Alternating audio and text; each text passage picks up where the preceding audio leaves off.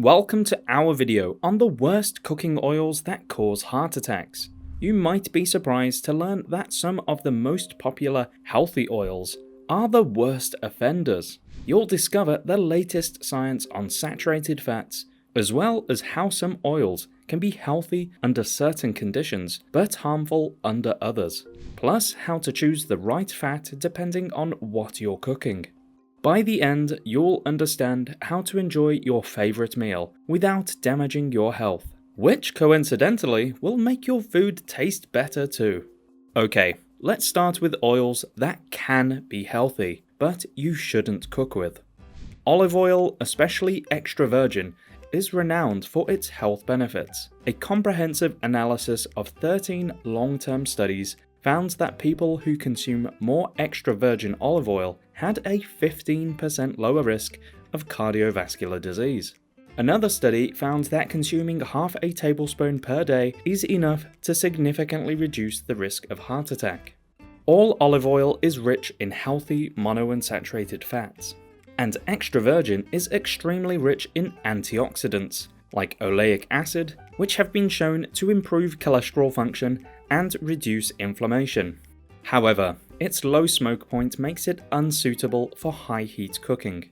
The smoke point of extra virgin olive oil is around 190 degrees Celsius, or 375 Fahrenheit. So low heat cooking can be okay, but not much more than that. When oil reaches its smoke point, it begins to break down, releasing free radicals and other harmful compounds like aldehydes. These highly reactive compounds damage cells, increasing your risk for heart disease, cancer, breathing problems, and neurodegenerative diseases. In the case of extra virgin olive oil, the key is to use it raw. It's ideal for salad dressings or drizzling over cooked dishes when serving, instead of actually cooking with it. Not only does this maintain the oil's integrity, but it also enhances the absorption of fat-soluble nutrients from other foods. For instance, adding olive oil to your salad can increase the absorption of lycopene from tomatoes or beta-carotene from carrots, both potent antioxidants that support heart health. If you're going to use olive oil for cooking, use non-extra virgin varieties, which have a higher smoke point around 220 degrees Celsius or 430 degrees Fahrenheit. That means low to moderate temperature cooking, but not high heat frying. Ideally, buy 2 bottles, a quality cold-pressed extra virgin for salads and drizzling over cooked dishes, and a non-virgin olive oil for moderate heat cooking. Or even better, use the other monounsaturated oil we'll discuss later on, which has an even higher smoke point. Next, just like olive oil, flaxseed and walnut oils are excellent sources of alpha-linolenic acid, ALA, a type of omega-3 fatty acid that's beneficial for heart health. However, these are extremely sensitive to heat and light, oxidizing quickly and causing damage if you use them as cooking oil. So save these two for your salad dressings and smoothies. Don't cook with them. Both flaxseed and walnut oils should be cold pressed to preserve their beneficial properties. Look for dark bottles or opaque containers that protect against light exposure. Buy them in small quantities and look for a pressed on date. These oils have a short shelf life, so fresher is better. Likewise, look for organic versions, kept in the refrigerated section of the store, and keep them in the refrigerator at home, as this is going to protect the freshness. Okay, that's the ones that can be good, but not for cooking. Now let's turn to the most popular, yet extremely detrimental. Polyunsaturated seed and vegetable oils are the default option in most kitchens. However, along with sugar and refined flours, polyunsaturated seed and vegetable oils are some of the worst foods for your heart. We're talking about oils like soy, corn, safflower, sunflower, canola, cottonseed, and grapeseed oil. Why are they so bad? It all comes down to their chemical structure. These oils are packed with polyunsaturated fats, which might sound healthy, but they're super unstable. Unlike saturated fats, which have no double bonds, or monounsaturated fats, which have one, polyunsaturated fats have multiple double bonds in their carbon chain. These double bonds create kinks in the chain, making the molecules less compact and more prone to reacting with oxygen. Imagine a saturated fat molecule as a tightly coiled spring, while a polyunsaturated fat is like a spring with several loose coils. The loose coils in the polyunsaturated fats are more susceptible to reacting with oxygen, leading to the formation of harmful compounds called free radicals. This reaction is accelerated when heat is applied during cooking. Now, you might be thinking, wait a minute, aren't polyunsaturated fats good for us? You're not wrong. In their whole food form, they can be. Eating walnuts or sunflower seeds? Great. But when we extract the oils and process them, we're stripping away all of the protective antioxidants nature packaged with them. It's like taking the airbags out of a car and then driving it into a demolition derby. When you cook these oils, especially at high heat, they oxidize your LDL cholesterol. Do this day after day, year after year, and oxidized LDL cholesterol damages the arteries that feed your heart, leading to clogged arteries and heart attack. But it's not just your heart that's at risk. These oxidized oil trigger chronic inflammation, mess with insulin sensitivity, damage cells, and can even disrupt your hormones. And let's not forget about the omega-6 overload. While we need some omega-6 in our diet, these oils tip the balance way out of whack. Today, many people get too much omega-6 and not enough omega-3, largely due to the highly processed and nutrient-poor modern diet, which further exacerbates inflammation and accelerates disease. In the 2018 study titled Omega-6 Vegetable Oils as a Driver of Coronary Heart Disease, researchers concluded that high omega-6 polyunsaturated fats are a major culprit for causing cardiovascular heart disease, especially when consumed in the form of industrial seed oils. So avoiding seed oils for cooking is step one. But it's also important to understand that they sneak into our diet in other ways too. Highly processed foods and snacks are often full of cheap polyunsaturated oils, especially in things like sauces and mayonnaise, coffee creamers, canned soups, crackers and potato chips, and commercially baked cookies, pastries, and cakes. Even so-called healthy salad dressings often use seed oils. So become a label detective.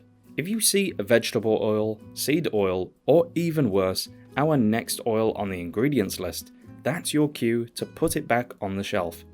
Better still, become a home baker and use the healthier oils we'll discuss in a moment. Whip up a batch of homemade tomato sauce and freeze individual portions. Do the same with homemade soups, and make your own salad dressings from extra virgin olive oil, lemon, mustard, and garlic. One of the easiest and most potent ways to boost your heart health. When you cook your own food, you get full control of the ingredients, avoiding not only toxic oils, but also the nasty preservatives, emulsifiers, and chemical flavorings, which wreak havoc in the body. Next, even worse than seed oils, we have trans fats. Trans fats are perhaps the most notorious of all fats, and for a good reason. These artificial fats were once hailed as a healthier alternative to saturated fats, but research has revealed their devastating effects on heart health. Trans fats are created through a process called hydrogenation, where hydrogen is added to vegetable oils to make them solid at room temperature. This extends shelf life, making trans fats a favorite among food manufacturers. You will often find them in margarine, vegetable shortening, and many processed foods. However, the convenience comes at a steep cost to your health. Trans fats increase your risk of heart attack potentially more than any other food. Even small amounts can be harmful. In fact, a 2006 study published in the British Medical Journal found that increasing your trans fat intake by just 2% was associated with a 23% jump in risk for coronary heart disease. That's extremely serious. Serious enough that many countries have taken action to ban or restrict trans fats. In 2015, the FDA gave food manufacturers 3 years to remove them from their products. Unfortunately, this wasn't enough to make trans fats disappear, with companies finding loopholes to go around the regulations. In the US, for example, foods can be labeled trans fat free if they contain less than 0.5 grams per serving. That allows the deceptive tactic of reducing serving sizes on product labels. For example, if a bag of cookies lists the serving size as 1 cookie, and each cookie contains 0.4 grams of trans fats, the cookies are legally trans fat free. However, if you eat 5 cookies, a more realistic serving, you've actually consumed 2 grams of trans fat. That's why it's crucial to read nutrition labels. Ideally avoiding those seed and vegetable oils we discussed earlier, and being an absolute hawk for the words hydrogenated oil, partially hydrogenated oil, margarine, or vegetable shortening, all of which are trans fats. Some of the worst offenders include microwave popcorn, frozen pizza, refrigerated dough, commercial baked cookies, commercial baked goods, margarine, even the new age nut margarines that say trans fat free, and coffee creamers. Finally, what's the worst thing you can do with these oils? Use them over and over again. Each time oil is heated, it undergoes oxidation.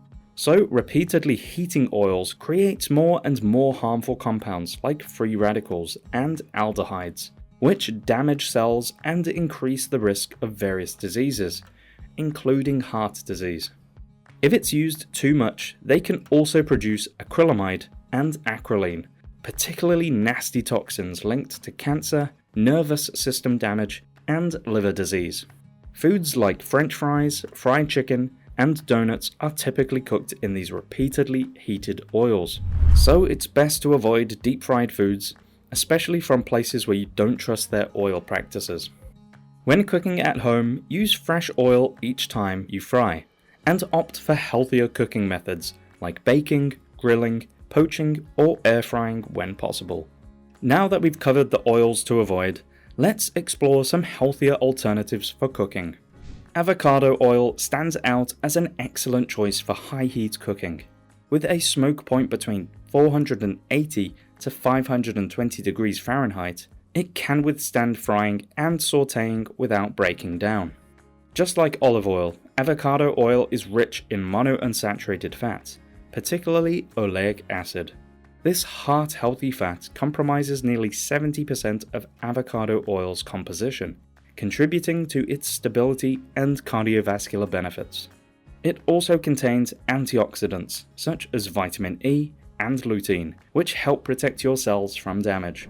Macadamia nut oil is another good option, though with a slightly lower smoke point of around 410 degrees Fahrenheit. Its high monounsaturated fat content makes it less prone to oxidation, plus it contains squalene, a unique antioxidant that supports skin health, protects cells against oxidative stress, and supports your immune system.